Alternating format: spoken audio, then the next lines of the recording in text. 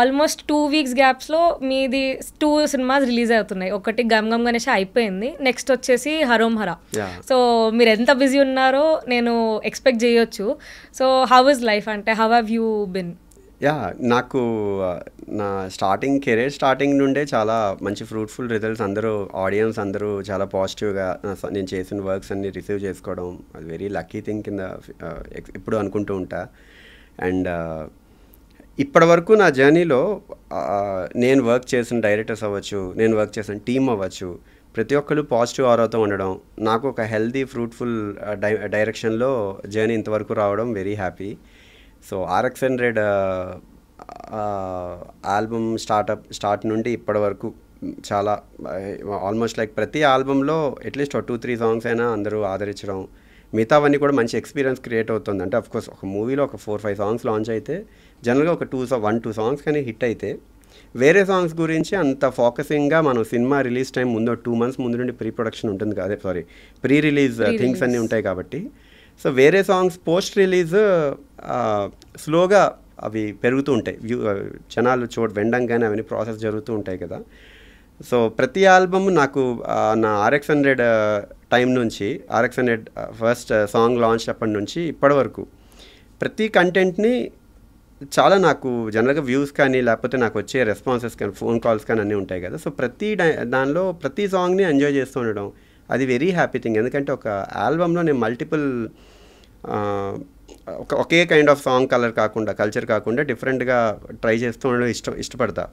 Maximum possibility ఉన్నంత వరకు directors ఒకవేళ ఇలాగే కావాలి అంటే అది ఆ డైమెన్షన్లో కొంచెం దగ్గరగా ట్రై చేయడం తప్ప ఎక్స్పెరిమెంటేషన్స్ ఎక్కువ ఇష్టపడతా. సో అలా ప్రతి కంటెంట్ జనాలందరూ ప్రతి ఎక్స్పెరిమెంటల్ వర్క్ నా నుండి వచ్చే ప్రతిదీ చాలా పాజిటివ్గా తీసుకోవడం లక్కీగా ఫీల్ అవుతున్నాను.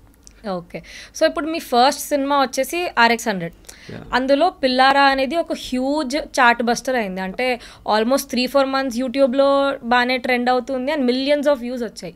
అంటే మీరు ఎక్స్పెక్ట్ చేశారా ఆ పర్టికులర్ సాంగ్ అంత రీచ్ అవుతుంది ఆడియన్స్ని అని? యాక్చువల్లీ ఎక్స్పెక్ట్ అయితే జనరల్గా చేయలేదు, అందరూ చేయరు, జనరల్గా ఏ కంపోజరే చేయరు. ఇంత ఒక మ్యాసివ్ హిట్ అనేది నేను ఎలా తీసుకుంటాను అంటే, ఇంత రీచ్ అవ్వడం వెరీ హ్యాపీ థింగ్. ఆడియన్స్ అందరూ అంత మనసుల్లోకి తీసుకోవడం ఆ సాంగ్ని, అది లక్కీగా ఫీల్ అవుతున్నాం. వాళ్ళ జీవితంలో ఒక 2.5 minutes 3 minutes సాంగ్ని స్పెండ్ చేస్తున్నారు, అన్ని వ్యూస్లో రిపీట్లో స్పెండ్ చేయడం అనేది అది వెరీ పాజిటివ్ ఆరా జనరల్గా. బట్ నేను సాంగ్స్ చేస్తున్నప్పుడు ఏ సాంగ్ అయినా కూడా ఒక పర్టికులర్ టార్గెట్ ఆడియన్స్ డ్రివెన్గా ఒక మూవీ కల్చర్ ఉంటుంది. ఒక RX100 తీసుకుంటే ఒక కల్ట్ వైబ్, ఒక యూత్ డ్రివెన్గా బాగా ఫోకస్ చేస్తూ వచ్చే ఇష్యూస్ మీద తీసుకుంటూ ట్రై చేసిన ఒక జెన్యూన్ వెరీ ఎనర్జెటిక్ అటెంప్ట్ అది RX100. సో RX100కి ఎలా ఆలోచించాలి, నేను యాక్చువల్లీ RX100 ముందు కూడా నేను చేసుకున్న జనరల్గా ప్రతి కంపోజర్ వాళ్ళు ఆనందంగా వాళ్ళు ఒక ఎక్స్పీరియన్స్ అవుతున్నప్పుడు, ఒక ఎమోషన్ ఎక్స్పీరియన్స్ అవుతున్నప్పుడు వాళ్ళు ఒక కైండ్ ఆఫ్ కలర్ని ఇంప్లిమెంట్ చేసుకుంటారు మ్యూజిక్లో. అది నేను అసలు RX100 ముందు ఆ కలరే చేసుకోలేదు. RX100 for the first time director చెప్పిన సిచ్యువేషన్గా ఆలోచించిన ఐడియాలజీ. సో అలా ఏంటంటే ప్రతి ఆల్బంలో ప్రతిదీ ఆ పర్టికులర్ మూవీకి ఎలా అయితే కుదురుతుంది, మూవీ ఫ్లో ఉంటుందో 2.5 hours మూవీకి స్టార్ట్ నుండి ఎండ్ వరకు ఒక ఫ్లో డిఫైన్ అవుతుంది. డైరెక్టర్ ఒక జీవితాన్ని చూపిస్తున్నారు, కొంతమంది జీవితాలని ఒక 2.5 hours. సో అది చాలా క్రిస్ప్గా ఉండే ఐడియాలజీని వాళ్ళ క్యారెక్టరైజేషన్ ఫ్లో బట్టి ఆలోచించుకుంటూ నేను ట్రై చేయాల్సిన అటెంప్ట్ మ్యూజిక్ అనేది. సో మ్యూజిక్ చాలా పెద్ద రెస్పాన్సిబుల్ జాబ్ కాబట్టి, సో నేను జనరల్గా సేఫ్ డ్రివెన్ ఎంటిటీ ఎప్పుడు మ్యాక్సిమం పెట్టుకోను. అంటే ఒక పాట కుదిరింది కదా, ఆ పాటలాగే ఇంకొక ట్రై చేస్తే జనాలకి ఎక్కుతుంది కదా. అఫ్కోర్స్ కొన్ని ఫోర్సెస్ జనరల్గా డైరెక్టర్స్ అలాగే ఒక డైమెన్షన్లో రాసుకుంటారు సబ్జెక్ట్స్, ఒక రిఫరెన్స్ పాయింట్ తీసుకుని. ఇప్పుడు నా దగ్గరికి వచ్చినప్పుడు చాలామంది డైరెక్టర్స్ పాజిటివ్గానే, నేను ఎప్పుడు ఏదైనా పాజిటివ్గానే తీసుకుని, ఎందుకంటే నా వర్క్ ఇష్టపడి నా దగ్గరికి వచ్చినప్పుడు నా వర్క్ ఏదో ఒక ఎంటిటీని పెట్టుకుని వాళ్ళు సబ్జెక్ట్ రాసుకుని ఉండొచ్చు. ఆ పర్టికులర్ టోనాలిటీ అవ్వచ్చు, అందులో ఇన్స్ట్రుమెంటేషన్స్ అవ్వచ్చు, ఫ్లూట్ లాంటి ఎమోషన్ అవ్వచ్చు. సో అవి రాసుకున్నప్పుడు మేబీ కొన్ని కేసెస్లో తప్పక ఆ డైమెన్షన్లోనే కొన్ని ట్రై చేయాల్సిన అవసరం పడవచ్చు, ఎందుకంటే సబ్జెక్ట్ కూడా అది సపోర్ట్ చేస్తుంది కాబట్టి. సో నాకు మోస్ట్లీ అందుకనే ఎప్పుడు నేను ఏ ఆల్బమ్ తీసుకున్నా డిఫరెంట్ కలర్స్ ఎంచుకుంటూ ఉంటా.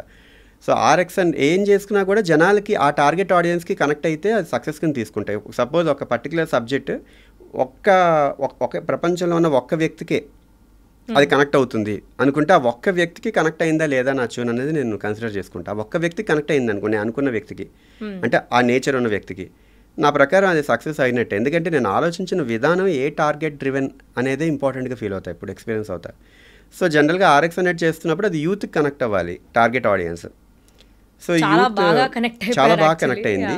కొంత కనెక్ట్ అయినా హ్యాపీ ఫీల్ అయ్యేవాడిని. నాకు కొంతకి చాలా దానికి పెద్ద డిఫరెన్స్ ఉండదు, చాలా అవడం ప్లస్ అది ఒక మంచి పాజిటివ్ ఆరా, ప్లస్ పాయింట్ అది. సో అది గుర్తుంచుకోవడం, జనాలందరూ పాటల గురించి అన్ని చెప్పడం, అందులో ప్రతి పాట పాజిటివ్గా చెప్పుకున్నారు. ఇంకా అది హ్యాపీ థింగ్. ఒక పాటే డ్రివెన్ ఎంటిటీ తీసుకోకుండా అదిరే హృదయం, అది కూడా ఆల్మోస్ట్ లైక్ ఒక 60 మిలియన్ అలా రీచ్ అయింది యూట్యూబ్ వ్యూస్ అని కాదు, వ్యూస్ అనే డ్రివెన్ ఎప్పుడు నేను జనరల్గా తీసుకోను. బట్ ఎవరైతే రెస్పాండ్ అవుతున్నారు, ఇప్పుడు నేను బయటకు ఎక్కడికైనా వెళ్తే RX 100 చేశానని చెప్తే, నాకు ఇనీషియల్గా RX 100 చేశాను అన్నప్పుడు కూడా స్పెసిఫిక్గా మిమ్మల్ని ఎప్పుడు చూడలేదంటారు అనేవాళ్ళు.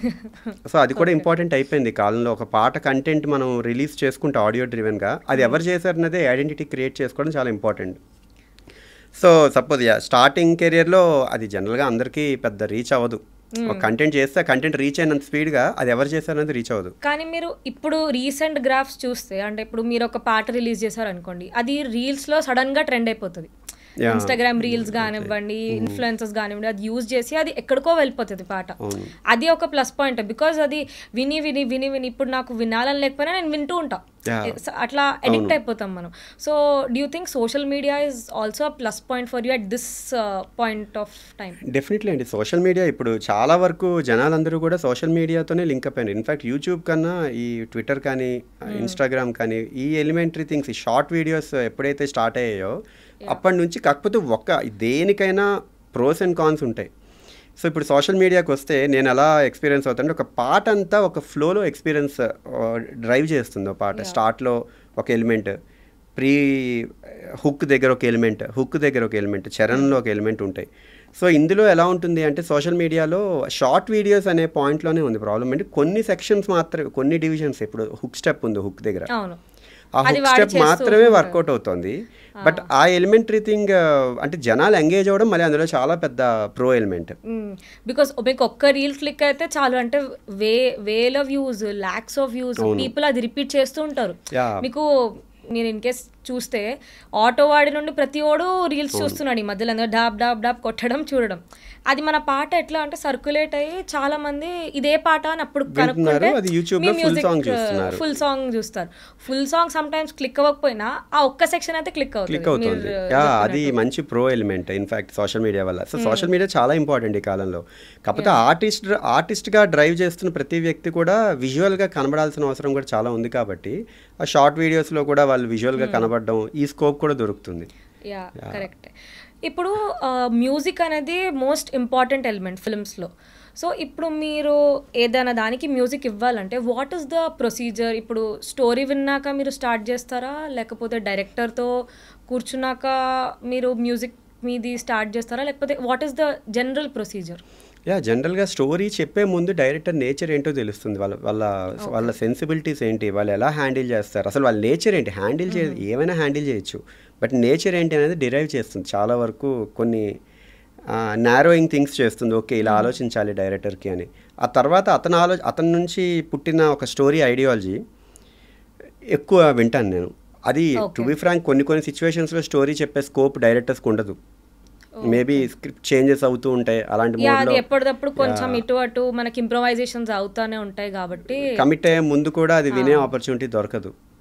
సో అదొక రకంగా ఎలా ఇవాల్వ్ అవ్వాలి మ్యూజిక్ డైమెన్షన్లో అనేది కూడా క్లారిటీ రాదు.